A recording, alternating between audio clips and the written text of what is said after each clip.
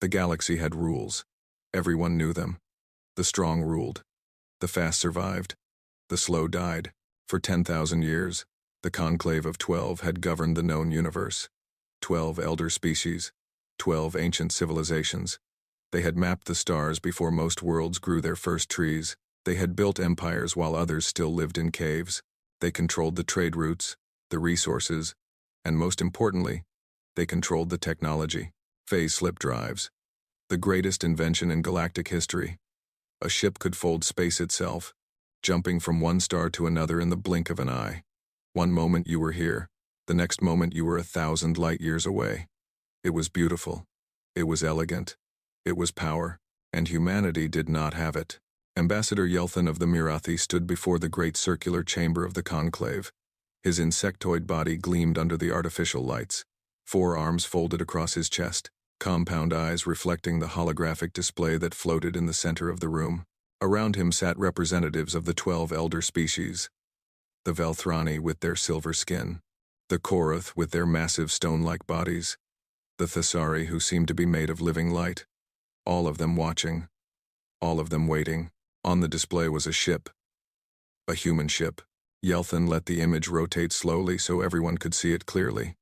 The vessel was blocky, functional. It had none of the graceful curves of conclave warships, no elegant lines, no artistic design. It looked like someone had welded metal boxes together and called it a spacecraft. This, Yelthin said, his voice carrying the clicking sounds of his native language translated into the common tongue, is what humanity calls a warship. Soft laughter rippled through the chamber. They call it the UNS Perseverance. Yelthin continued.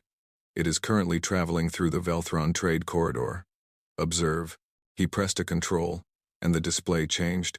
Now it showed the ship in motion, except motion was a generous word. The vessel crawled through space at sublight speed. Stars barely moved in the background. A small indicator showed its velocity compared to a standard conclave patrol ship. The Perseverance was moving at less than 1% of the speed. Their drive system, Yelthin explained, is what they call a compression drive. It takes them approximately 3 days to travel the same distance our ships cover in seconds. 3 days. To cross a single sector. More laughter. Louder this time. The Korath ambassador, a being that looked like a mountain had learned to walk, let out a rumbling sound that passed for amusement in his species. Why do they even bother? They could send a message and wait for rescue faster than they could fly anywhere. Perhaps they enjoy the journey, the Thesari representative added, her form flickering with colors that indicated mockery. All that time to sit and think about how slow they are. Yelthin held up one of his forehands for silence. The chamber quieted. Humanity has petitioned for membership in the conclave, he said. They wish to join us, to be considered equals. The silence lasted exactly 2 seconds. Then the chamber erupted in laughter. Real laughter this time. Uncontrolled. The kind of laughter that came from genuine disbelief. Equals. The Velthrani ambassador managed to say between breaths. They cannot even travel properly. What could they possibly offer us? Yelthin smiled. At least, he made the facial movement that served as a smile for his species. That is precisely my point. I move that we deny their petition. Permanently. The vote was unanimous. 12 species, 12 votes against. Humanity was not welcome in the conclave. The decision was broadcast across the galaxy within the hour. Along with the footage of the Perseverance crawling through space, someone added music to it. Slow, mocking music. Someone else added commentary. Within a day, it had become the most shared content on the extranet. They called humans the crawlers. The joke spread to every corner of civilized space. On 100,000 worlds, beings of every shape and size laughed at the slow, primitive humans who thought they deserved to sit with the elders. It was the funniest thing anyone had seen in centuries. On the bridge of the UNS Perseverance, Captain Elara Vance watched the broadcasts in silence. She was a tall woman, lean. Her hair was gray at the temples, and lines marked her face from years of service. She had commanded ships for 3 decades. She had fought pirates. She had explored dead worlds. She had buried crew members on planets that had no names. Nothing surprised her anymore. The bridge crew around her was not as calm. Lieutenant Commander Torres, her first officer, had his fists clenched so tight his knuckles were white. Ensign Patel at the communications station was blinking back tears of anger. Chief Weapons Officer Morrison was muttering curses under his breath. "They are making fun of us," Torres said. His voice was tight, controlled. "Barely. The whole galaxy is laughing at us." Vance nodded slowly. "Yes, they are. We should respond. We should show them what we can do. One demonstration. Just one. That would shut them up." Vance turned to look at her first officer. Her expression did not change. "And what would that accomplish, Torres? We would reveal our capabilities. We would make them afraid. And afraid species do stupid things. They build alliances. They prepare for war. They strike first because they are scared of what might come. So we just let them laugh?" "Yes." Vance turned back to the main view screen. The stars moved slowly past. So slowly. "Let them laugh. We did not come here to race." Torres opened his mouth to argue. But something in the captain's eyes stopped him. There was no anger there. No wounded pride. Just patience. The kind of patience that came from knowing something others did not. "Return to your stations," Vance said quietly. "We have a patrol to complete." The crew obeyed. Reluctantly. But they obeyed. The Perseverance continued its slow journey through the trade corridor. Behind it, the galaxy kept laughing. 3 weeks passed. In the capital world of the Mirathi Empire, Ambassador Yelthin was enjoying his newfound fame. The human mockery had made him something of a celebrity. He gave interviews. He attended parties. He told the same jokes about crawlers over and over, and everyone laughed as if hearing them for the first time. "The humans sent me a formal protest," he told a gathering of admirers one evening. "Can you believe it? They actually complained about the broadcasts. They said we were being unfair." Laughter rippled through the crowd. "I sent them a reply," Yelthin continued. "I told them that if they wanted to deliver their complaint in person, they should start traveling now. By the time they arrived, I might be ready to listen." More laughter. Louder this time. A young Mirathi officer approached the ambassador. He was trying to look casual, but there was something in his posture that suggested urgency. "Ambassador," he said quietly. "A word, please." Yelthin excused himself from his admirers and followed the officer to a private corner. "What is it?" "This had better be important. The Science Division sent a report, sir. About the human ship, the Perseverance." "What about it? Have they finally broken down?" "I would not be surprised. Primitive technology always fails eventually." "No, sir. The opposite, actually." The officer handed Yelthin a data tablet. They detected something unusual in the ship's drive signature. "The energy readings do not match any known propulsion system." Yelthin glanced at the tablet. Numbers and graphs filled the screen. He understood perhaps half of it. "So their drive is different." "We already knew that. They use compression technology. Primitive but functional." "That is the thing, sir. The energy levels are not primitive. They are actually quite high. Much higher than they should be for a ship of that size and speed. The scientists cannot explain where the energy is going." Yelthin made a dismissive gesture with two of his arms. "Then it is inefficient. The humans are wasting power because they do not know how to build proper engines. That is hardly news." "But sir, the readings suggest—" "Enough." Yelthin handed the tablet back. "I have guests waiting. If the Science Division has nothing better to do than analyze primitive human technology, perhaps they need more important work. File the report and forget about it." "Yes, sir." The officer walked away. Yelthin returned to his party. The report was filed. And forgotten. On the far side of the galaxy, in a region of space that the Conclave had declared off limits, something was stirring. The Vraxith hegemony had been exiled from civilized space 200 years ago. They had committed crimes that even the Conclave could not ignore. Entire species wiped out. Worlds burned to ash. Children taken as slaves. The Vraxith were predators in the truest sense. They did not conquer for resources or territory. They conquered because they enjoyed it. The Conclave had driven them back, pushed them into the dark spaces between stars, declared their territory forbidden. For 2 centuries, the Vraxith had nursed their hatred in silence, building, preparing, waiting. Warlord Thesak stood on the bridge of his flagship, the Maw of Ruin. He was massive even by Vraxith standards, nearly 3 meters tall. His scales were the color of dried blood. His eyes glowed with an inner fire that never dimmed. Scars covered his body, each one a trophy from a battle he had won. How many ships? He asked. His tactical officer checked the display. 247, Warlord. The largest fleet we have ever assembled. Thesak smiled. His teeth were designed for tearing flesh, and the expression was not pleasant. It is time. The conclave has grown soft. They laugh at slow humans and congratulate themselves on their superiority. They have forgotten what real power looks like. Where do we strike first, Warlord? Thesak considered the question. The answer was obvious, but he wanted to savor the moment. Kithros Station, he said finally. It sits on the border of conclave space, a neutral trading hub. Thousands of civilians from dozens of species, including delegations from most conclave members. Hostages, the tactical officer said. Understanding. Better than hostages. Witnesses. The galaxy will watch as we take the station. They will see that the conclave cannot protect them. Fear will spread faster than any fleet could travel. The conclave will respond. Let them try. I have already sent ships to destroy the phase slip anchors near Kethros. Without anchors, their precious fast ships become as slow as human crawlers. Thesak laughed at his own joke. By the time they arrive, we will be finished. And if they resist at the station, then we kill everyone there and broadcast it across the galaxy. Either way, we win. The tactical officer bowed his head in respect. When do we move? Now. Thesak turned to face the view screen. Stars filled the display. So many worlds to conquer, so many species to break. Signal the fleet. We begin the hunt. 247 Vraxith warships activated their engines and began moving toward Kethros Station. Unlike human ships, they were fast. Very fast. They would arrive in hours. Kethros Station had no idea what was coming. The station was beautiful in its own way.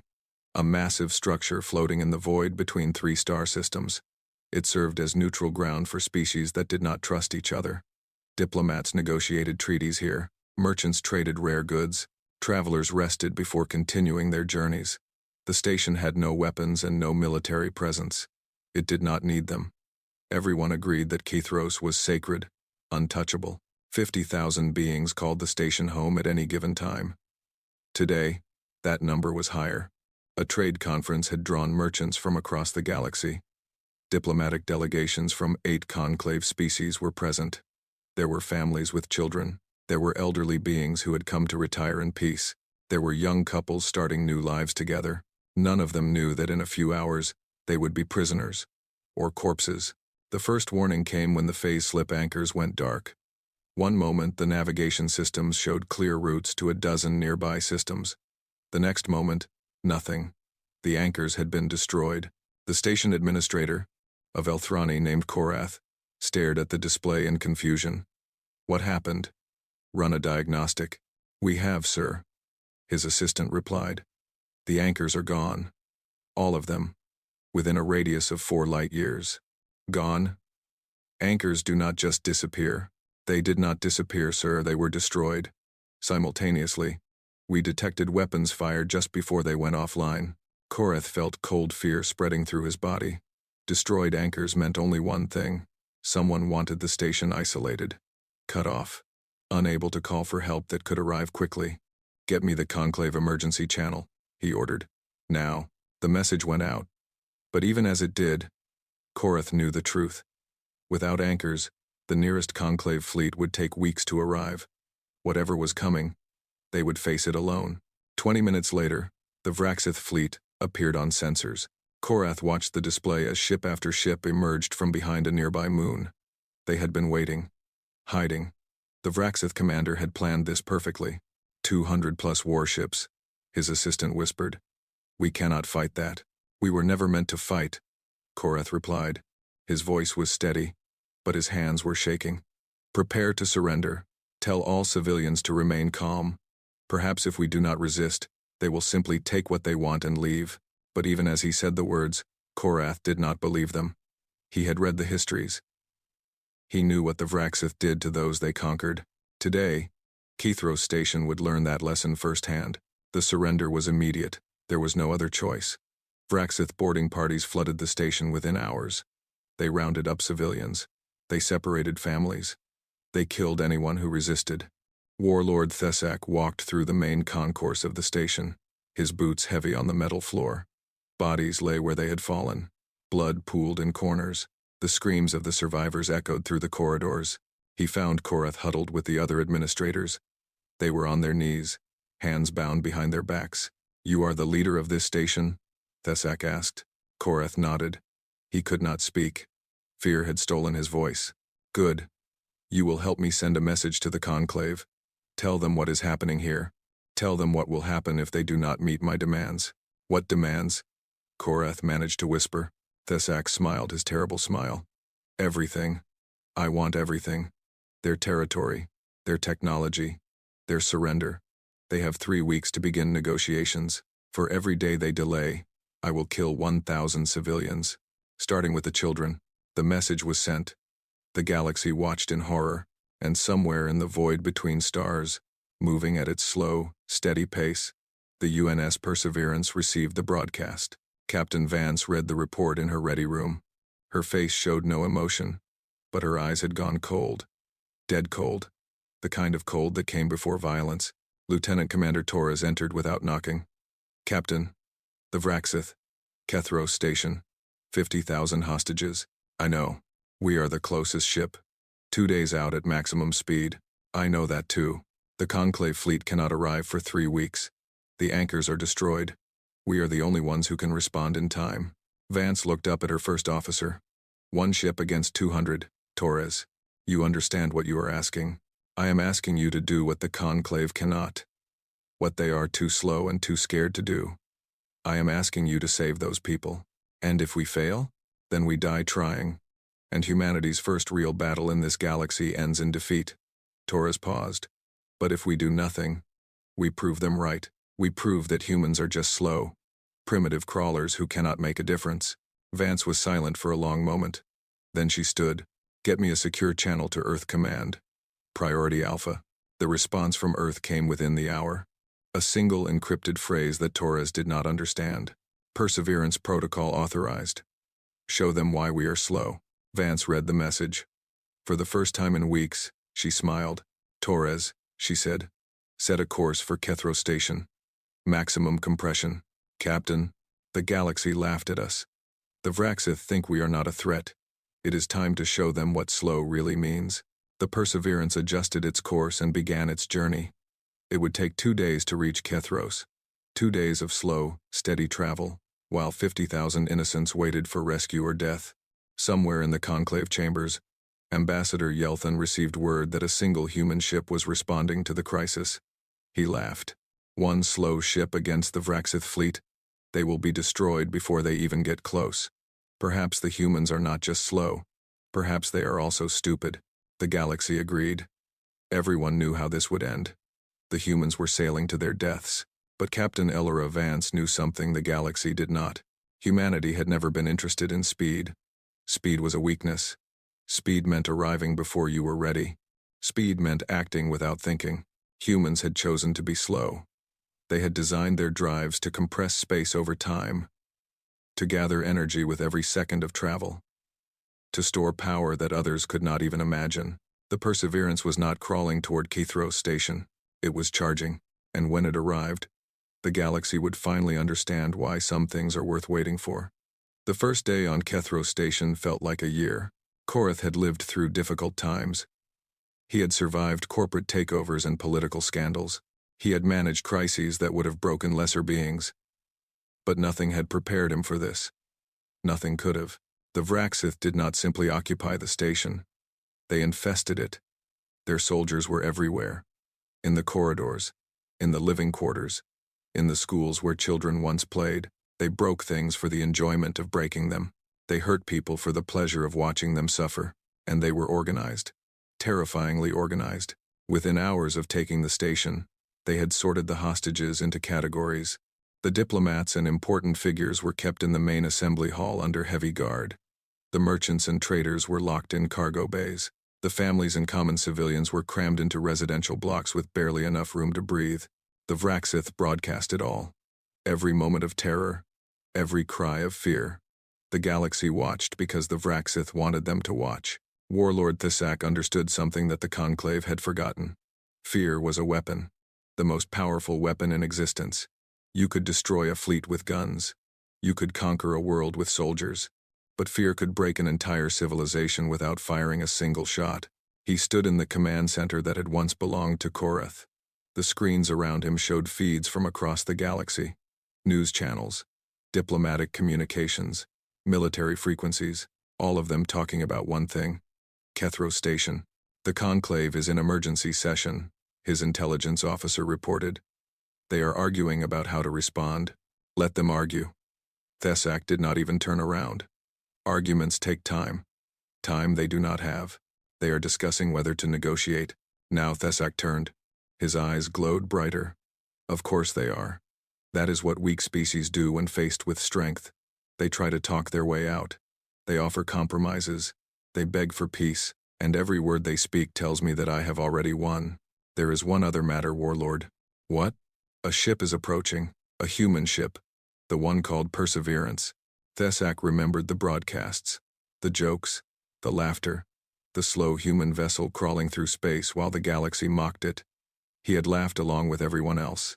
One ship? He asked. Just one? Yes, Warlord. It appears to be the only vessel close enough to respond. It will arrive in approximately 36 hours. 36 hours. Thesak turned back to the screens. Tell me about this ship. What weapons does it carry? What is its crew complement? The intelligence officer consulted his data. Standard configuration for a human heavy cruiser. Approximately 300 crew members. Conventional kinetic weapons and missile systems. No known energy weapons. No phase slip capability. It uses the primitive compression drive that all human ships use. So it is exactly what it appears to be. A slow, outdated vessel crewed by primitives who do not know when to run. That would appear to be the case, Warlord. Thesak considered the situation. One human ship against his entire fleet. It was not even worth worrying about. But there was an opportunity here. A chance to add to the message he was sending to the galaxy. Do not destroy them when they arrive, he said. Let them come close. Let them see what they are facing. And when they turn to flee, as they surely will, broadcast their cowardice to the universe. Show everyone what happens when primitives try to play with real warriors. And if they do not flee, then we destroy them slowly, painfully. And we broadcast that instead. Either way, humanity learns its place. The intelligence officer bowed and left to carry out the orders. Thesak returned his attention to the station. There was work to do, hostages to organize, fear to spread, a galaxy to conquer. On the bridge of the Perseverance, Captain Vance watched the same broadcasts that Thesak was sending. The suffering of the hostages, the cruelty of the Vraxith, the hopelessness of the situation. Her crew watched with her. No one spoke. There were no words for what they were seeing. Lieutenant Commander Torres stood at her side. His jaw was tight. His hands opened and closed repeatedly, as if he was imagining them around a Vraxith throat. How long? Vance asked quietly. 32 hours to the edge of the Kethro system, Torres replied. Another 4 hours to reach weapons range of the station. And the compression buildup? Torres checked his display. The numbers there made no sense to anyone who had not been trained to read them. But he understood. We are at 47% capacity. By the time we arrive, we should be at 93%, possibly higher if we push the engines. Push them, Vance said. I want maximum charge when we arrive. Captain, the engines are already running hot. If we push too hard, we risk a cascade failure. I am aware of the risks, Torres. Push them anyway. Those people do not have time for us to be careful. Torres nodded and moved to relay the orders. He stopped halfway and turned back. Captain, what you said earlier about humanity choosing to be slow, I never understood that. I grew up hearing that our drives were inferior, that we could not compete with conclave technology. Was that all a lie? Vance was quiet for a moment. When she spoke, her voice was soft, almost gentle. Not a lie, a choice. When we first discovered how to compress space, our scientists found something unexpected. The process released enormous amounts of energy, energy that we could store, energy that we could use. Use for what? At first, no one knew.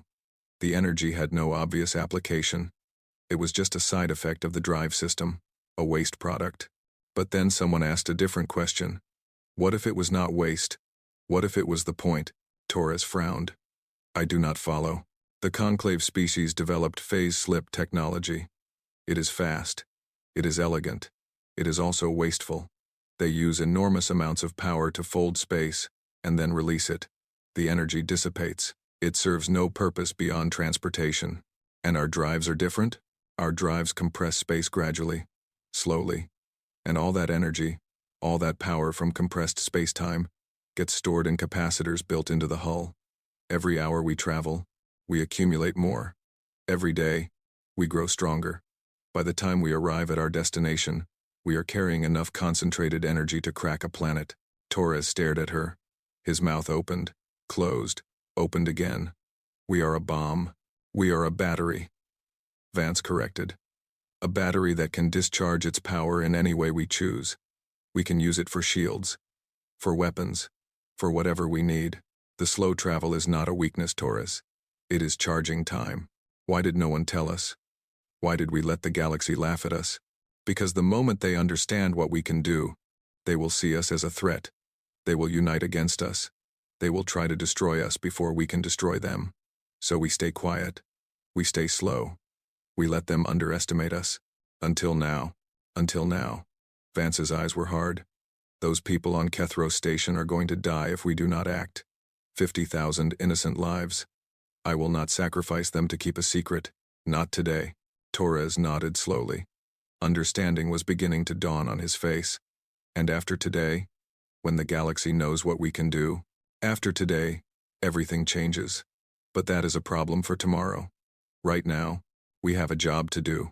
Torres returned to his station with new purpose. The bridge crew worked in focused silence. Every system was checked. Every calculation was verified. The Perseverance was not just traveling toward Kethros Station, it was preparing for war.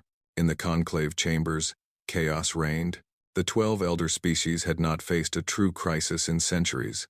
They had grown comfortable, lazy. Their fleets were scattered across the galaxy, maintaining order in their own territories. Calling them together would take weeks, and weeks was time they did not have. Ambassador Yelthin was no longer laughing. He sat in his chair and listened to the reports with growing horror. The Vraxith were killing hostages. His own people were among them. Mirathi diplomats who had trusted the neutrality of Kethros Station were now prisoners facing execution. We must negotiate, the Velthrani ambassador said. Open communications with Thesak. Find out what he wants. We know what he wants, the Korath representative replied. Everything. He said so. He wants us to surrender. He wants our territory, our technology, our servitude. Then we give him something. Anything. Just enough to buy time for our fleets to arrive, and teach him that threats work, that he can take whatever he wants by holding civilians hostage? No. We cannot reward this behavior. Then what do you suggest? Let him kill everyone on that station? The argument continued. It went in circles. No one could agree on anything. Finally, someone mentioned the human ship. There is one vessel responding, a minor official reported. A human heavy cruiser. The Perseverance. Yelthin looked up. The crawler? It is still approaching? Yes, Ambassador. It should arrive at Kethros in approximately 30 hours. The Thessari representative flickered with colors of amusement and contempt. One primitive ship against the entire Vraxith fleet. What do the humans hope to accomplish? A noble death, perhaps, the Velthrani suggested. Or perhaps they are simply too stupid to understand the situation. Either way, it changes nothing. The human ship will be destroyed. The hostages will remain prisoners. We must focus on real solutions. Yelthin watched the display showing the Perseverance's position. It was moving so slowly, like watching a sick animal drag itself across the ground. Part of him felt a strange emotion that he could not identify. Was it pity? Respect? Something else? He pushed the feeling aside. There were more important matters to discuss. On Kethros Station, time moved in a haze of fear and suffering. The hostages were not allowed to sleep. The Vraxith kept them awake with noise and light and random acts of violence. A child would be dragged away from their parents for hours, then returned unharmed. An elderly being would be beaten for no reason. The cruelty was not random. It was designed. Every act served to increase the terror. Korath had stopped trying to negotiate after the first day. Thesak was not interested in negotiation. He was interested in domination. in breaking the spirits of his prisoners so completely that they would never resist. It was working. Korath sat in a corner of the assembly hall, surrounded by fellow administrators and diplomats. They had all given up hope. The conclave was too far away. No one was coming to save them. They would die here, or worse, live as slaves. A young Mirathi female approached him. She was a junior diplomat, barely more than a student. Her compound eyes were dull with exhaustion and fear. "Administrator Korath," she whispered. "Is it true? About the human ship?" Korath nodded weakly. "A single vessel. It will arrive tomorrow, and it will be destroyed. But they are coming. Someone is coming. It does not matter. One ship cannot fight 200. The humans are either brave or foolish. Either way, they will die." The young female was silent for a moment. Then she spoke again, her voice barely audible. "I heard the Vraxith talking. They are not worried about the human ship. They think it is a joke. They plan to let it approach and then destroy it for entertainment. That sounds like something Thesak would do. But one of them, a tactical officer, said something strange. He said the ship's energy readings do not make sense. He said there is too much power for a vessel of that size." Korath looked at her more closely. "What did the others say?" They laughed at him. "They said humans do not know how to build proper ships. They said the readings are probably just errors in their primitive systems. They are probably right. Probably." The young female paused.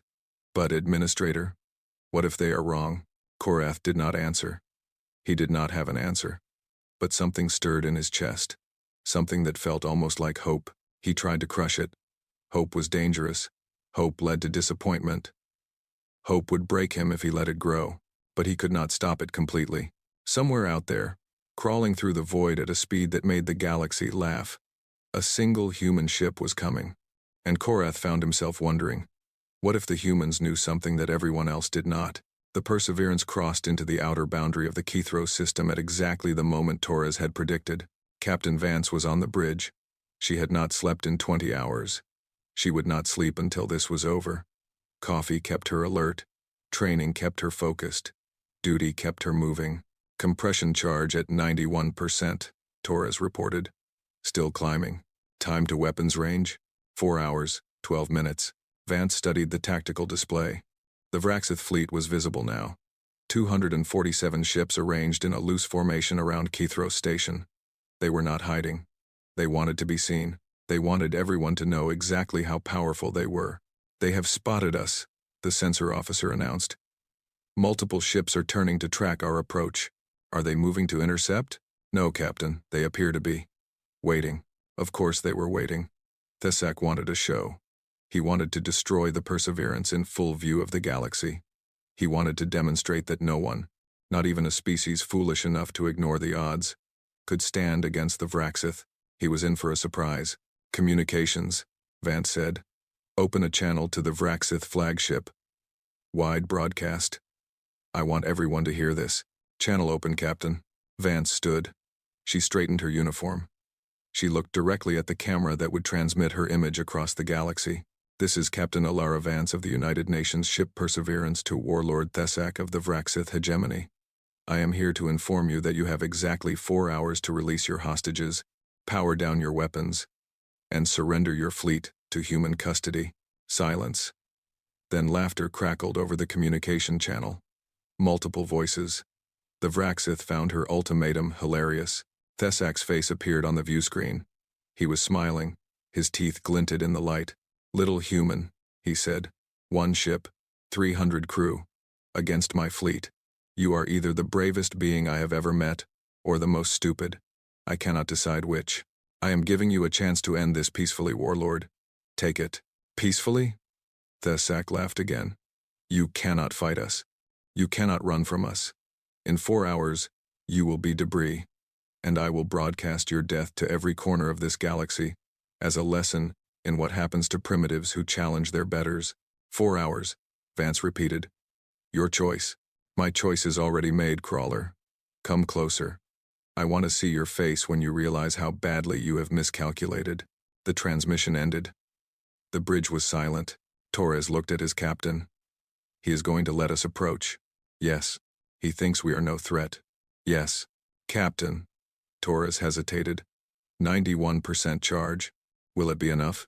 Vance's expression did not change, but there was something in her eyes, something that might have been anticipation. It will have to be, she said. Continue approach. All hands, battle stations. Alarms rang throughout the ship. Crew members moved to their positions. Weapons were armed. Shields were primed. The Perseverance continued its slow, steady advance toward the largest fleet anyone had ever assembled. On the station, the hostages heard the broadcast. They heard the human captain give her impossible ultimatum. They heard the Vraxith laugh, and Korath, sitting in his corner, felt that dangerous hope growing stronger. The humans were not running. They were not backing down. They were approaching a fight they could not win, and they did not seem afraid at all. What did they know? What did the slow, primitive, laughable humans know that the rest of the galaxy did not? In 4 hours, everyone would find out. The Perseverance moved through space like a prayer. That was what Lieutenant Commander Torres thought as he watched the stars slide past the viewport. Slow and steady, deliberate and unstoppable. Like someone walking toward their own death with their eyes wide open. He had served under Captain Vance for 7 years. He had seen her face down pirates who outnumbered them 5-1. He had watched her navigate diplomatic crises that should have ended in war. He had never seen her afraid. He was afraid now. For both of them. For all of them. 3 hours to weapons range, he reported. His voice was steady. Training was a wonderful thing. Compression charge at 94%. Vance nodded without looking at him. Her attention was focused on the tactical display. 247 red dots representing the Vraxith fleet. 1 tiny blue dot representing them. The math was simple. The math was impossible. Status of the main cannon? She asked. Chief Weapons Officer Morrison checked his console. He was an old soldier, gray-bearded and scarred from decades of combat. If anyone on this ship understood what they were about to attempt, it was him. Capacitors are holding, he said. The charge is integrating smoothly. But Captain, I have to be honest.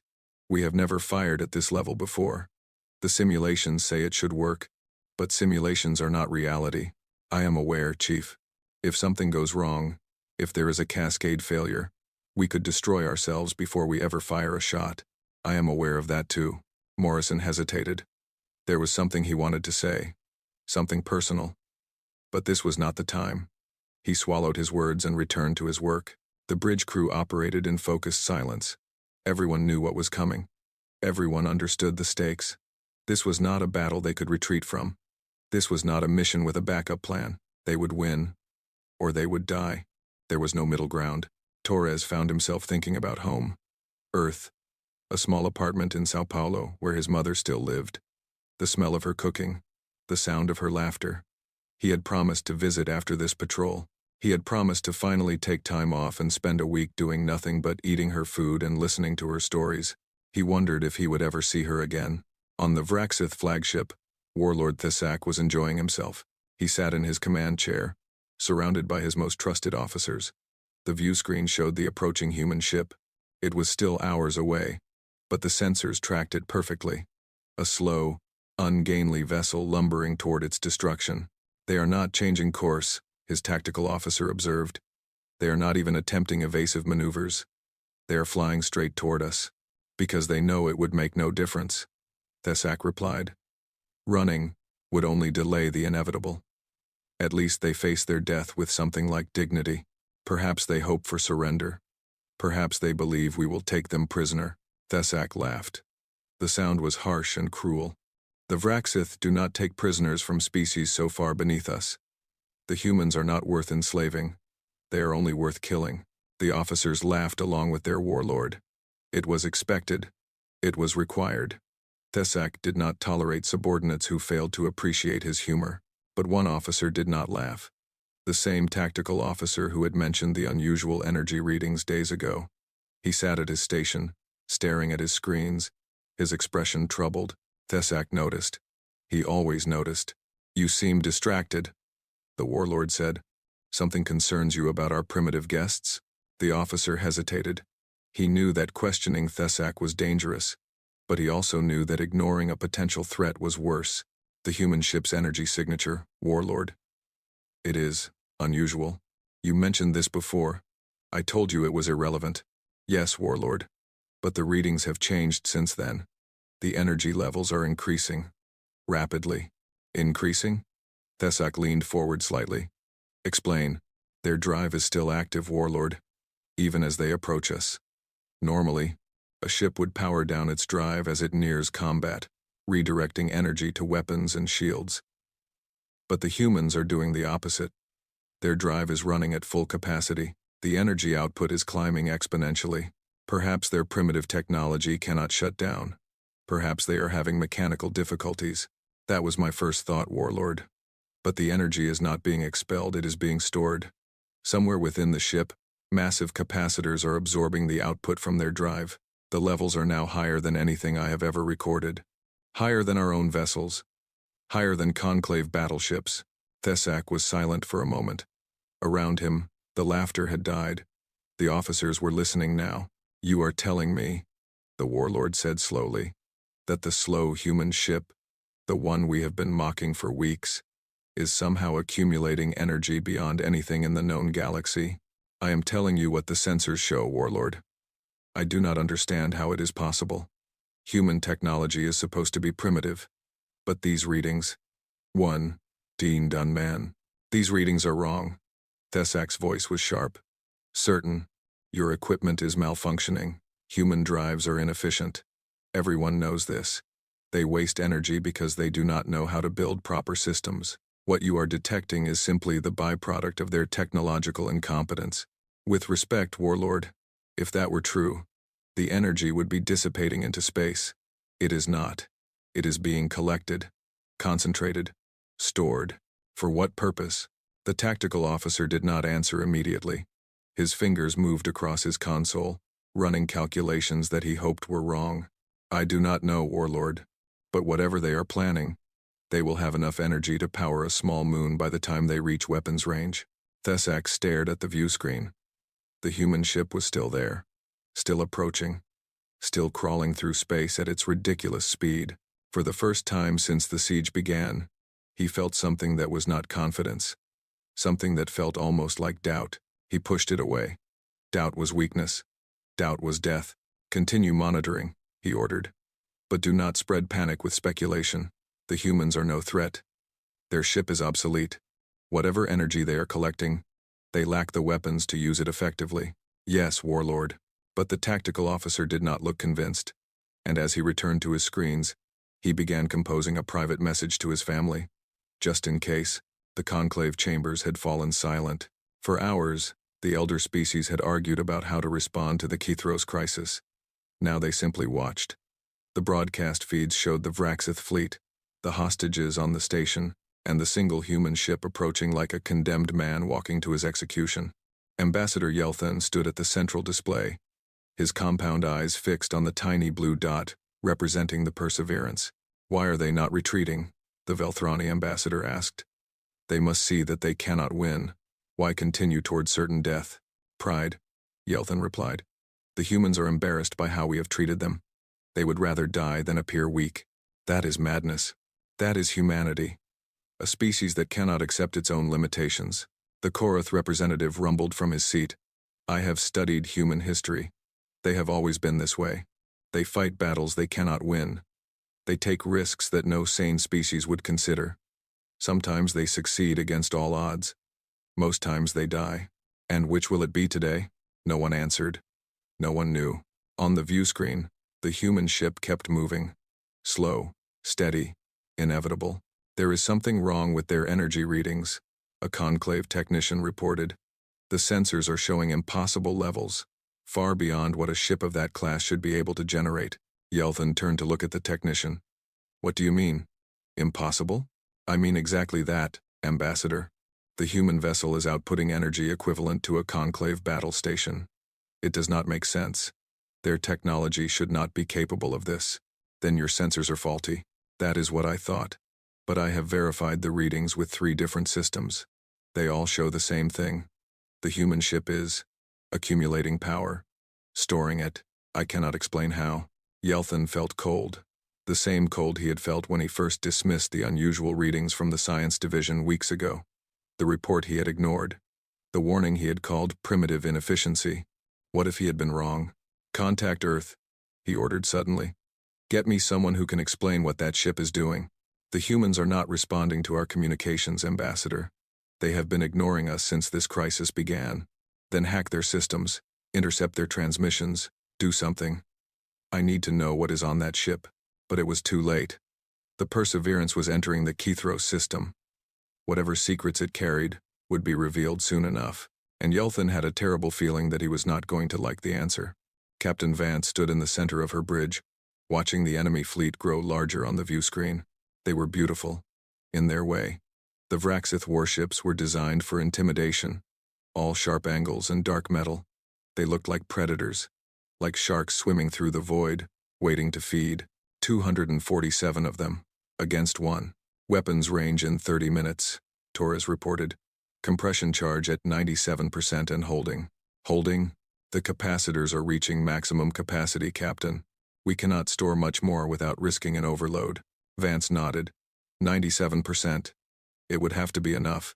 Signal from the Vraxith flagship, the communications officer announced. Warlord Thesak is requesting to speak with you again. Put him through. Thesak's face appeared on the screen. He was still smiling, but there was something different in his eyes, something that had not been there before.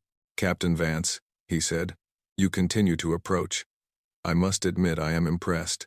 Most species would have fled by now. I told you, Warlord. You have 4 hours to surrender. Your time is almost up. You still believe you can threaten me? One ship, one primitive, obsolete vessel against my entire fleet. I believe what I believe, Vance replied. The question is what you believe. Your tactical officer has been monitoring our energy signature. He knows something is wrong. I can see the doubt in your eyes, even if you are trying to hide it. For a moment, Thesak's smile flickered. Just for a moment. Then it returned, wider than before. You are bluffing. You have nothing. No weapon can possibly overwhelm my fleet, no matter how much energy you have stored. This is a desperate trick by a desperate species, and it will not work. Then why are you still talking to me? Silence. The question hung in the air like a blade. Thesak's eyes narrowed. What are you hiding, human? What do you think you can do? Vance smiled. For the first time since this mission began, she smiled. I am not hiding anything, Warlord. I told you exactly what I was going to do. You just did not listen. None of you ever listen. You see our slow ships and assume we are weak. You see our primitive technology and assume we are ignorant. You never asked why we chose to be slow. You never wondered what purpose our drives actually serve. Then tell me. No. Vance's smile widened. You had your chance to surrender. Now you get to find out the hard way. She signaled to cut the transmission. Thesak's image vanished. On the Vraxith flagship, the warlord stared at the blank screen for a long moment. Then he turned to his tactical officer. The energy readings, he said. What would happen if the humans released all of it at once? The officer hesitated.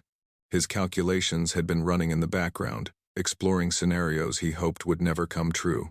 I do not know, Warlord. We have no weapons data on human ships. We have never seen them fight. But if they somehow found a way to weaponize that much compressed energy, if they found a way, then they could potentially release a discharge equivalent to a stellar flare. Concentrated, focused, devastating. Thesak processed this information. His mind worked quickly, evaluating options, calculating risks. All ships, he ordered. Prepare to engage. Full weapons lock on the human vessel. Warlord? I thought you wanted to let them approach. I changed my mind. Destroy them now. Before they get any closer. The order went out. 247 ships turned their weapons toward the Perseverance. Targeting systems locked on. Energy weapons charged. Missiles primed. And then they hesitated. Warlord, the tactical officer said, his voice strained. The human ship. Its drive. It just shut down. What? The compression drive has deactivated. All the stored energy is now being routed to. I do not know what it is being routed to. I have never seen readings like this.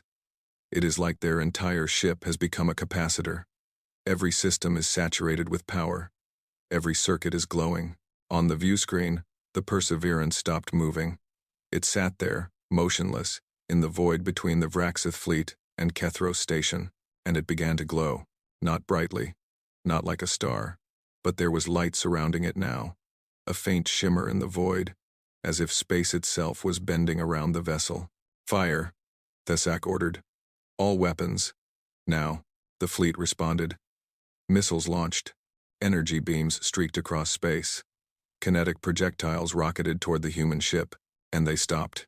They did not hit the Perseverance. They did not miss. They simply stopped, frozen in space a few hundred meters from the hull, suspended as if trapped in amber. "What is happening?" Thesak demanded.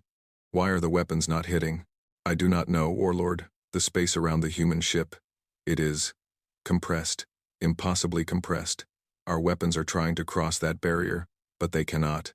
It is like flying into a wall of solid gravity. That is not possible. And yet, it is happening." The Perseverance hung in space, surrounded by frozen weapons.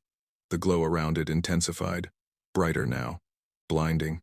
On the bridge, Captain Vance stood with her feet planted firmly on the deck. Around her, the crew waited, watching, holding their breath. "Captain," Torres said, "we are at 100% capacity. The capacitors are full. The compression field is stable. We are ready." Vance nodded. She opened a channel to every ship in the system, every station, every sensor platform. She wanted the entire galaxy to hear what came next. "This is Captain Alara Vance of the United Nations ship Perseverance. You have threatened civilians under our protection. You have murdered innocents. You have laughed at our speed and dismissed our technology." She paused.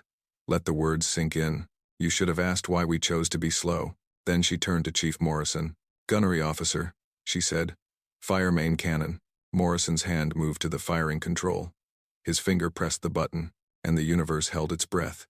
There was no sound. In the vacuum of space, there could be no sound. But those who witnessed what happened next would swear they heard something.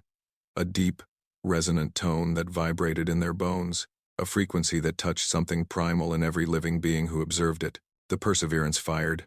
There was no beam, no missile, no projectile that the eyes could follow. Instead, there was absence. A line of pure nothing stretched from the bow of the human ship toward the Vraxith fleet. It was not darkness. Darkness was the absence of light. This was the absence of everything. Space itself had been compressed into a thread thinner than an atom, and then released. The effect was instantaneous. 14 Vraxith warships were in the path of that line. One moment they existed, the next moment they did not. There were no explosions, no debris, no escape pods. The ships simply ceased to be. The space they occupied had been squeezed into nothing and then allowed to snap back, and everything within that space had been compressed along with it. Then came the shockwave. When compressed space is released, it does not simply return to normal. It rebounds. It ripples outward like the surface of a pond struck by a stone. But this was not water. This was the fabric of reality itself, undulating with impossible force. 23 more ships were caught in the expanding wave. Their hulls crumpled like paper in a fist. Their engines detonated as gravitational forces tore them in random directions. Their crews died without understanding what had killed them. Some were crushed into points smaller than atoms. Others were stretched across kilometers before being snapped back into mangled masses of metal and flesh. In the span of 3 seconds, 37 Vraxith warships were destroyed. The rest of the fleet froze, not literally. Their systems still functioned. Their crews still breathed. But the confidence that had defined them, the arrogance that had driven them to take Kethros Station, evaporated in an instant. They had just witnessed something impossible, something that their entire understanding of physics said could not happen.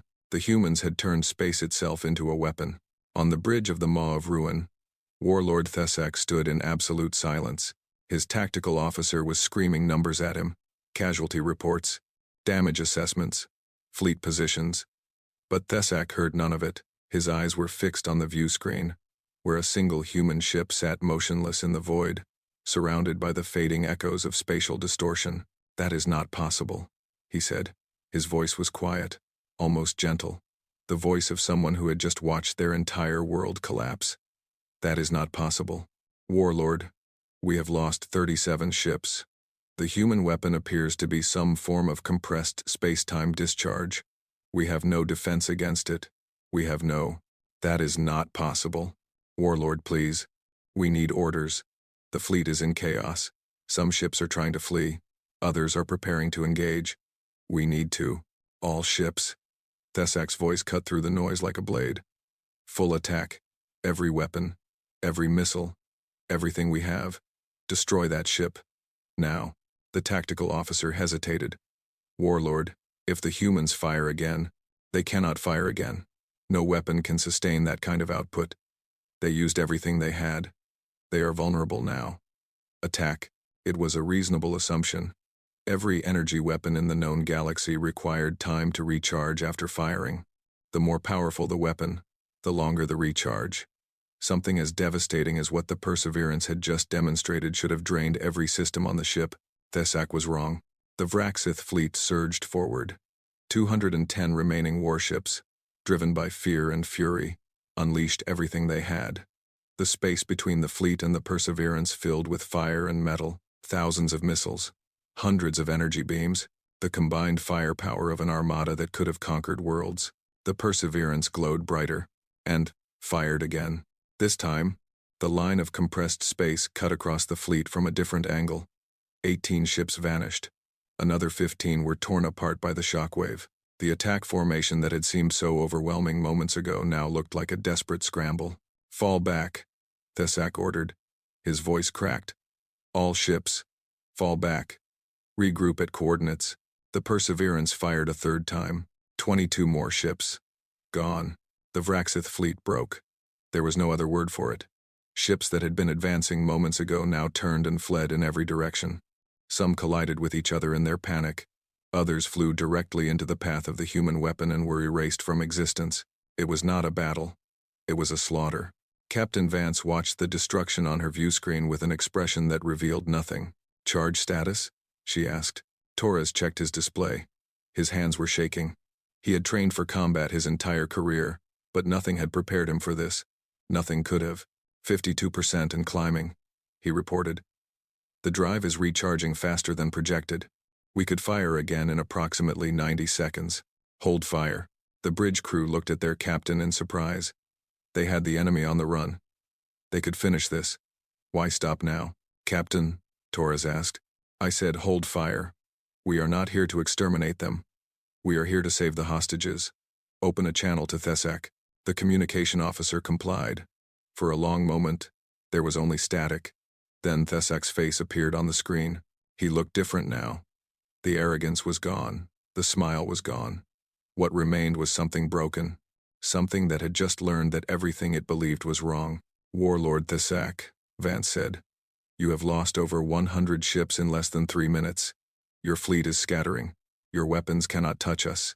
I could finish this now and leave no survivors. But I am giving you one final chance. Thesak said nothing. His mouth moved, but no words came out. Surrender. Release the hostages. Power down your weapons. Do it now, and I will let your remaining ships withdraw. Continue fighting, and I will compress every single one of you into nothing. Still, Thesak did not speak. Behind him, his officers waited. Their eyes were wide with terror.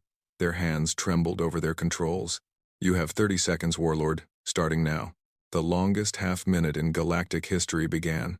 Across the known universe, beings of every species watched the broadcast. The Vraxith had been streaming the siege of Kithros Station to demonstrate their power. Now they were streaming their own destruction. No one spoke, no one moved. Every eye was fixed on screens showing the standoff between a single human ship and what remained of the Vraxith fleet. In the conclave chambers, Ambassador Yelthin had collapsed into his seat. His compound eyes were fixed on the display, but his mind refused to accept what he was seeing. The humans, the crawlers, the slow, primitive, laughable humans. They had developed a weapon beyond anything the elder species could imagine. A weapon that turned the fundamental fabric of reality into a tool of destruction. And they had hidden it, for years, perhaps decades. They had hidden it behind their slow ships and their primitive appearance. The science report that Yelthin had dismissed flashed through his memory. The unusual energy readings, the inefficient drive systems, the questions that no one had bothered to answer. The humans had not been wasting energy. They had been storing it, collecting it, preparing for exactly this moment, and the galaxy had laughed. On the Vraxith flagship, Thesak finally found his voice. How? He asked. The word came out as a whisper. How is this possible? Your technology was supposed to be primitive. Your species was supposed to be weak. How? Vance's expression did not change. You assumed that because we were slow, we were harmless. You never considered that we might be slow for a reason. You looked at our ships and saw weakness. You should have seen patience. Your drive. It compresses space. And you store the energy from that compression. Yes. But the power levels. The destructive force. No known technology can handle that kind of output. Your known technology cannot. But you do not know everything about our technology. You never asked. None of you ever asked. You were too busy laughing. Thesak closed his eyes. His shoulders sagged. The greatest warlord the Vraxith hegemony had ever produced looked like a broken old man. What do you want? He asked. I already told you. Surrender. Release the hostages. Power down your weapons. This is your final chance. You have 15 seconds left.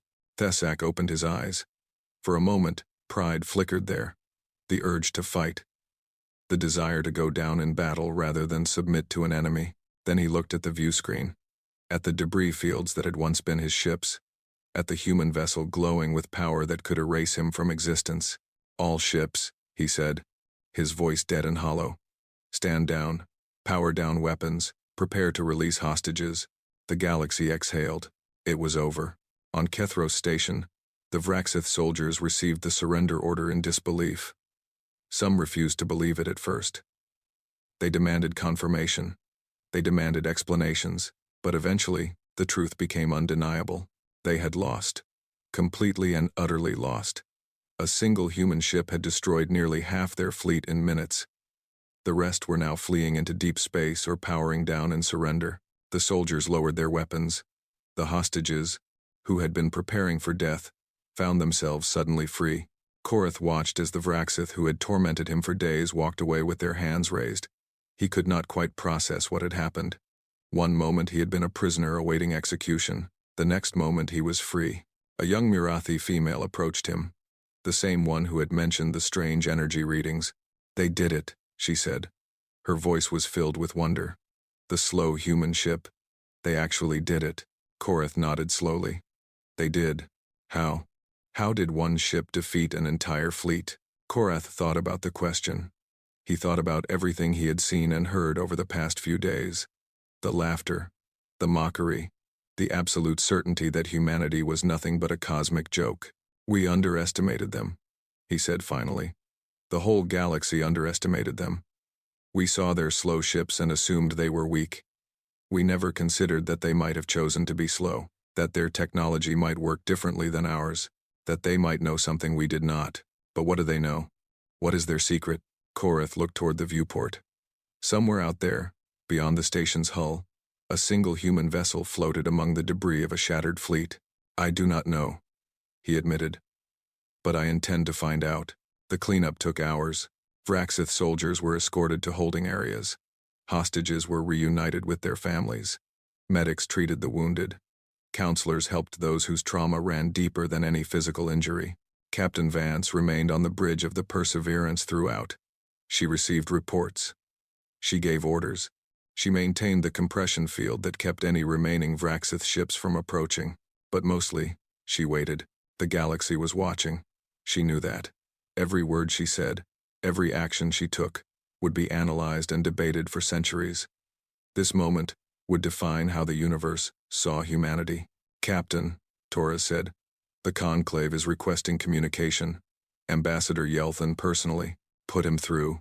Yelthin's face appeared on the screen. He looked different than he had in the broadcasts Vance had seen weeks ago. The arrogance was gone. The mockery was gone. What remained was something close to humility. Captain Vance, he said, on behalf of the Conclave of 12, I wish to express our gratitude. You have saved 50,000 lives today, including many of our own citizens. I did what was necessary. You did more than that. You revealed capabilities that we did not know existed. Capabilities that change everything we thought we understood about your species. Yes, they do. Yelthin hesitated. He was clearly uncomfortable, but he pressed forward. The Conclave would like to formally extend an invitation to humanity. full membership, complete access to our technology and resources, equal standing with the elder species. There it was. The offer that humanity had been denied just weeks ago. The recognition that they had sought, given freely now because the alternative was too terrifying to contemplate. Vance was silent for a long moment. "Ambassador Yelthin," she said finally. 3 weeks ago, humanity petitioned for membership in the Conclave. We asked to be treated as equals, to be given a voice in galactic affairs. And you laughed at us. Captain you shared videos of our ships across the extranet. You called us crawlers. You made us a joke for the entire galaxy. And now, after we have revealed that we could destroy your fleets and conquer your worlds, you offer us friendship. Yelthin's face flushed with embarrassment. He had no defense. Everything Vance said was true. The Conclave regrets. The Conclave regrets nothing except being proven wrong. If we had remained weak, if we had continued to be a cosmic joke, you would have kept laughing forever. You are not offering us membership out of respect. You are offering it out of fear.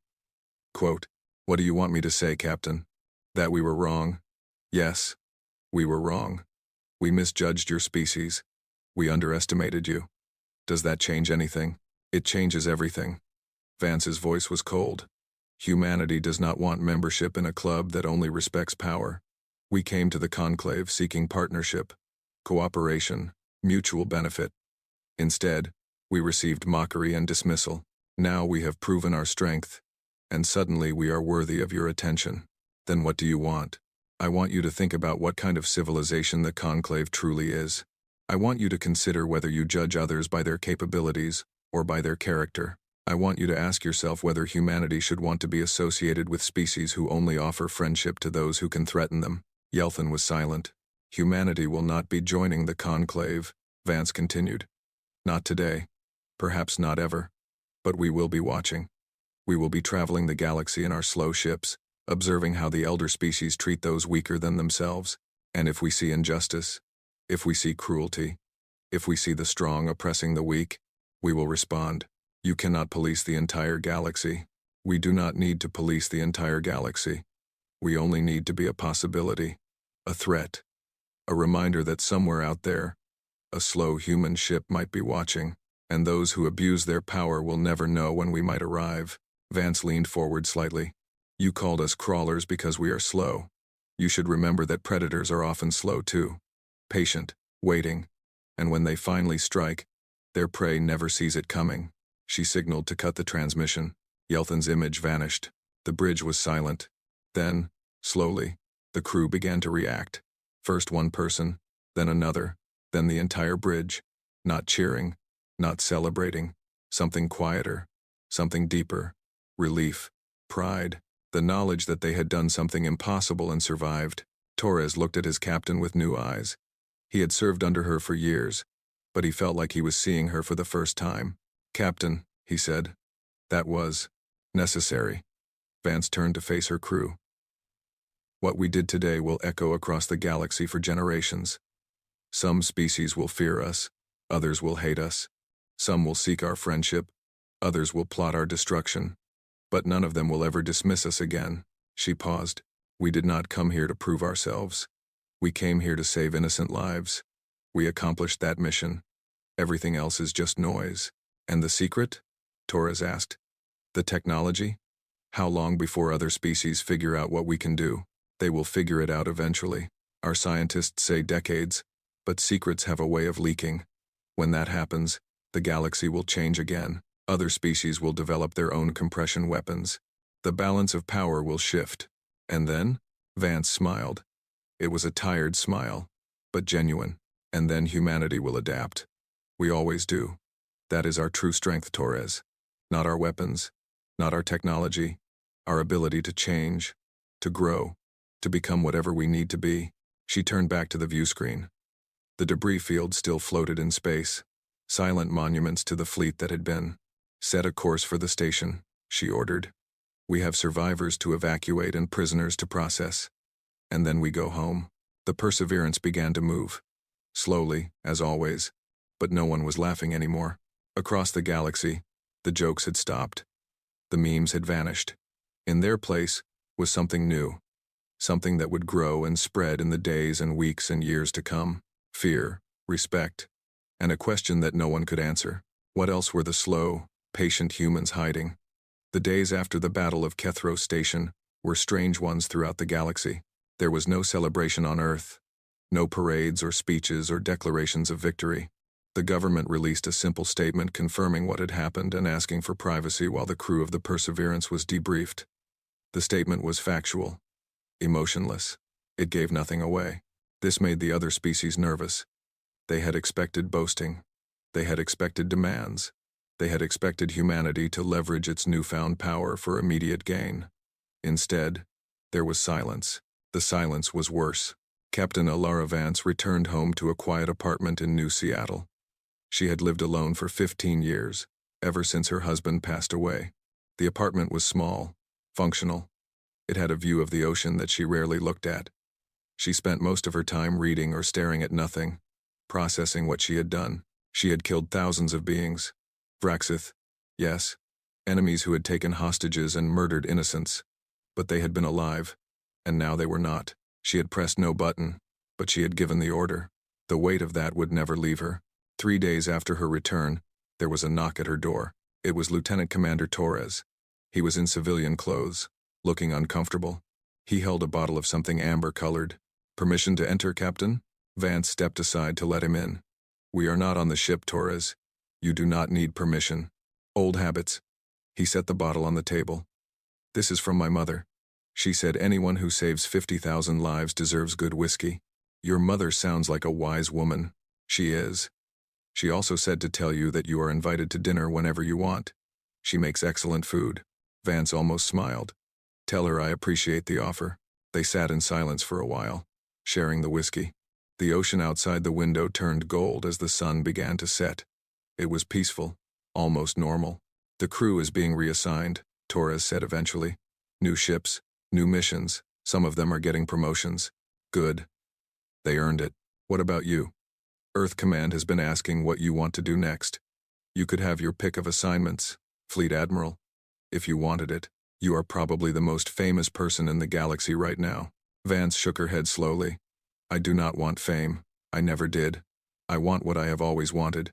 A ship, a crew, a purpose. You saved 50,000 lives. You broke the Vraxith hegemony. You changed the balance of power in the entire galaxy. How is that not enough purpose?" "Because it is not finished." Vance looked at Torres with tired eyes. "We revealed ourselves. The secret that humanity kept for decades is now public knowledge. Every species in the galaxy knows what our drives can do. Some of them will try to copy it. Others will try to destroy us before we become too powerful. The peace we have now is temporary. It will not last.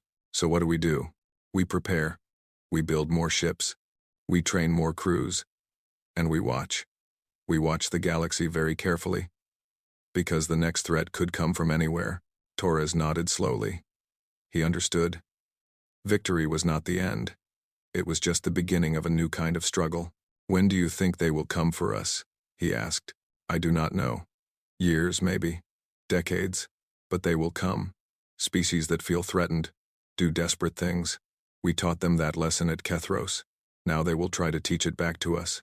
And when they do," Vance raised her glass, "when they do, we will be ready. Humanity always is."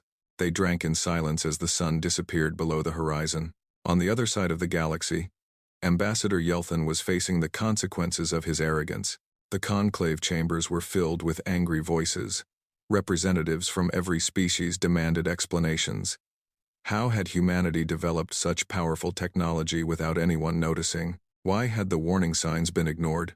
Who was responsible for the intelligence failure that had allowed the crawlers to become the most dangerous species in known space? Yelthin had no answers. He had dismissed the science report. He had laughed at the humans. He had led the vote to deny them membership in the conclave. Every mistake that had been made could be traced back to him. "The ambassador should resign," the Velthrani representative declared. "His judgment has proven catastrophically flawed." He mocked the humans publicly, and then watched as they destroyed a fleet that could have conquered our own homeworld.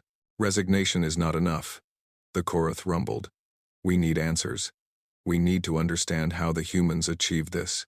We need to know if we can develop similar technology, and if we cannot, the question hung in the air. No one wanted to answer it, because the answer was terrifying. If the other species could not match human technology, then the balance of power had shifted permanently. Humanity was no longer a minor player to be mocked and dismissed. They were a superpower, perhaps the only superpower that mattered. Yelthin finally spoke. His voice was quiet, defeated. I will resign my position. I accept responsibility for my failures. But before I go, I want to say something. The chamber fell silent. Even his enemies wanted to hear what he had to say. I watched Captain Vance's speech to the conclave. She said something that I cannot stop thinking about. She asked whether we judge others by their capabilities or by their character. She accused us of offering friendship only to those who can threaten us. She was manipulating. She was right. Yelthin's compound eyes swept across the chamber. She was absolutely right. We looked at the slow human ships and saw weakness. We looked at their primitive technology and saw inferiority. We never considered that they might have chosen their path deliberately. We never imagined that they might know something we did not. What is your point, Ambassador? My point is that our arrogance nearly destroyed us. We assumed that our way was the only way, that our technology was the best technology, that any species slower than us must be lesser than us, and we were wrong. Catastrophically wrong. He stood. His body seemed smaller than it had before. The weight of his failure pressed down on him visibly. The humans taught us a lesson at Kethros, not about weapons or technology, about humility, about patience, about the danger of underestimating those who are different from us. I hope we are wise enough to learn that lesson. I fear we are not. He walked out of the chambers. No one tried to stop him. Behind him, the arguments continued. Plans were made, strategies were debated. The conclave would adapt, as it always had. But something had changed. Something fundamental. The elder species no longer controlled the galaxy. The slow, patient humans did. On Kethro Station, repairs were underway. The damage from the Vraxith occupation would take months to fix. Some of it would never be fixed. The bodies of those who had been killed were being returned to their families. Memorial services were held daily. Counselors worked around the clock to help survivors process their trauma. Korath supervised it all. He had been offered a transfer to safer, easier positions. He had refused. Kethros was his home. These people were his responsibility. He would see them through this. The young Mirathi female who had spoken to him during the siege found him on an observation deck overlooking the repair crews. She looked healthier now, less afraid. But the experience had changed her. It had changed everyone. Administrator, she said, I wanted to thank you. For what? I did nothing. The humans saved us. You gave us hope. When everyone else had given up, you kept wondering if maybe the humans knew something we did not. That hope kept me going, kept a lot of us going. Korath looked out at the stars. Somewhere out there, the Perseverance was traveling home at its usual slow pace, taking its time, gathering energy for whatever came next. I did not really believe it, he admitted. Not completely. But I wanted to believe. I wanted there to be a reason for hope. And there was. Yes, there was. He turned to look at her. What will you do now? Return to the diplomatic corps? I do not know. Everything seems different after what happened. The conclave, the elder species, our whole civilization. It all feels smaller now, less certain. Because you saw it fail. Because I saw something that should have been impossible. The humans were supposed to be weak, primitive, slow. But they were none of those things. They just let us believe it because it suited them. How many other things have we been wrong about? How many other assumptions are going to come crashing down? Korath did not have an answer. But he suspected that the young female was asking the right questions. The galaxy was going to change in the coming years. Everything the elder species thought they knew was going to be challenged. Some species would adapt. Others would cling to their old beliefs until those beliefs destroyed them. The future belonged to those who could learn from the lesson that humanity had taught at Kethros Station. Patience. Humility. The willingness to accept that you might be wrong. Those were the qualities that would matter now. Warlord Thesak was transferred to a conclave prison facility 3 weeks after the battle. The Vraxith hegemony had collapsed almost overnight. Without their fleet, without their warlord, they had nothing to hold them together. Factions fought each other for control of what remained. Some surrendered to the conclave and begged for mercy. Others fled into the uncharted regions of space, hoping to rebuild far from human reach. None of it mattered to Thesak anymore. He sat in his cell, staring at the wall. He did not eat. He barely slept. His mind replayed the battle over and over, trying to understand where he had gone wrong. He had done everything right. He had assembled the largest fleet in Vraxith history. He had chosen his target carefully. He had destroyed the phase slip anchors to prevent reinforcement.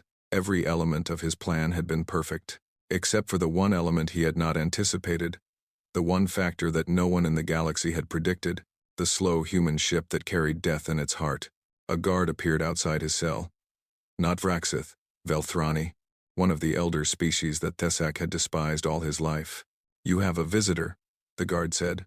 Thesak did not react. He had no interest in visitors. He had no interest in anything. The cell door opened. Someone entered. Thesak did not look up until a voice spoke. "Warlord Thesak, I am told you asked to see me." He raised his head slowly. Standing before him was Captain Alara Vance. She looked different than she had on the view screen. Older, smaller. Without the glowing ship and the compressed space weapons, she was just a human. Just another being made of flesh and blood and ordinary mortality. "You came," he said. "You asked to speak with me. I was curious what you had to say." Thesak studied her for a long moment. This was the being who had destroyed his fleet, who had ended his dreams of conquest, who had broken everything he had built. He should hate her. He tried to hate her, but the feeling would not come. All he felt was empty. "I wanted to understand," he said finally. "How did you do it? How did your primitive species develop technology that the elder races never imagined?" We asked different questions. "What do you mean?" Vance sat down across from him. She was not afraid. Either she was very brave or very foolish. Thesak suspected it was the former. "When we discovered how to compress space," she said, "our scientists initially thought it was just a propulsion method, a way to travel between stars. But some of them looked deeper. They asked what else compressed space could do, what happened to the energy that was released, whether that energy could be stored and used. And you found answers. We found possibilities. It took decades of research and development, thousands of failed experiments. But eventually, yes, we found answers. We learned that compressed space-time could be shaped, directed, weaponized. We learned that our slow drives were not a weakness. They were a gift." Thesak was silent for a moment. Then he asked the question that had haunted him since the battle. "Why did you hide it? If you had revealed your technology earlier, no one would have dared to challenge you. You could have joined the conclave as equals. You could have ruled the galaxy. We did not want to rule the galaxy. Everyone wants to rule. Everyone wants power." "No." Vance shook her head. "That is what you want. That is what the Vraxith want. But humanity is different. We have fought enough wars among ourselves to know that ruling through force never works. It only breeds resentment and rebellion. Real power comes from respect, from cooperation, from building something together instead of tearing everything apart." Pretty words. But you still destroyed my fleet, because you gave me no choice. You took hostages. You murdered innocents. You threatened to kill thousands more. I could not let that stand. But I take no pleasure in what I did. Every life I took weighs on me. Even the lives of your soldiers. Even yours. Thesak looked into her eyes and saw something unexpected. Truth. She meant every word. This being who had killed thousands of his warriors was genuinely sorry for their deaths. It made no sense. It violated everything he understood about power and conquest and survival. "You are strange," he said. "Your species is strange. You fight like demons when provoked. But you mourn your enemies when the battle is over. You build weapons that could destroy worlds, but you hide them because you do not want to be feared. You confuse me." "Good." Vance stood. "Maybe that means you are starting to understand." "Understand what?" "That strength is not the only thing that matters. That patience and restraint can be more powerful than aggression and force. That the galaxy would be better if more species asked questions before shooting." She walked toward the cell door, then paused and looked back. "You have a long time to think in here, Warlord. Maybe you will find different answers than the ones you believed before. Maybe you will understand why humanity chose to be slow." She left. The cell door closed behind her. Thesak sat in silence for a long time, And for the first time in his life, he began to question everything he had believed. The years that followed the Battle of Kethros Station were years of change. Humanity did not seek to dominate the galaxy. They did not demand tribute or territory or submission. Instead, they continued as they had before, traveling slowly between stars, exploring new worlds, helping those who needed help, but they were not ignored anymore. When a human ship arrived in a system, other vessels made room. When a human captain spoke, other species listened. When conflicts arose between members of the conclave, both sides often asked humanity to mediate, not because they were forced to, because they chose to. Captain Vance became something of a legend. Stories about her spread across the galaxy, growing more exaggerated with each retelling. Some said she could destroy stars with a thought. Others claimed she had destroyed 1,000 Vraxith ships single-handedly. The truth was lost somewhere in the myth. She did not mind. She continued her work. New ships, new crews, new missions to explore and protect and help. Torres eventually received his own command, a heavy cruiser called the Steadfast. He proved to be an excellent captain, combining the lessons he had learned from Vance with his own unique style. His mother attended his promotion ceremony and cried tears of pride. The Perseverance itself was retired after 15 years of service. It was too famous to continue regular duties. Too many species wanted to study it, understand it, perhaps copy its technology. Earth Command eventually donated it to a museum, where it floated in a sealed chamber while millions of visitors came to stare at the ship that had changed the galaxy.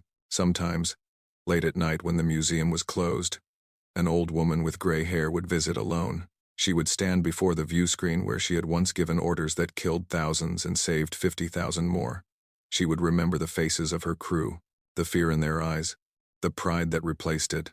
She would remember the moment when the Perseverance fired for the first time and space itself bent to human will. And she would wonder if she had made the right choices, if the galaxy was better because of what she had done, if the silence that had replaced the laughter was truly an improvement. She never found certain answers. Perhaps there were none to find, but she knew one thing for sure. The galaxy no longer laughed at humanity. They never would again. In bars and meeting halls and imperial courts across the known universe, a new saying spread. It started as a warning, a reminder, a lesson learned from the Battle of Kethros Station. Pray, you never see a human ship on the horizon. Not because they are fast, but because they are slow. And they are still coming. Some thought it was a threat. Others understood it as a promise. The humans knew it was both.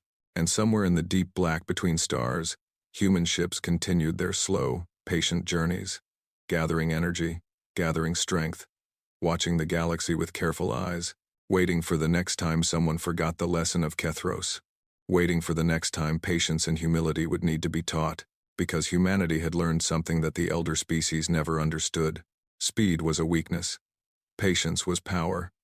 And the slow, steady approach of something inevitable was more terrifying than any weapon ever built. The galaxy had laughed at the crawlers. Now the galaxy held its breath whenever a human ship passed by. And in the silence that had replaced the laughter, humanity continued its quiet work. Building, preparing, protecting, slow, steady, unstoppable, just as they had always been.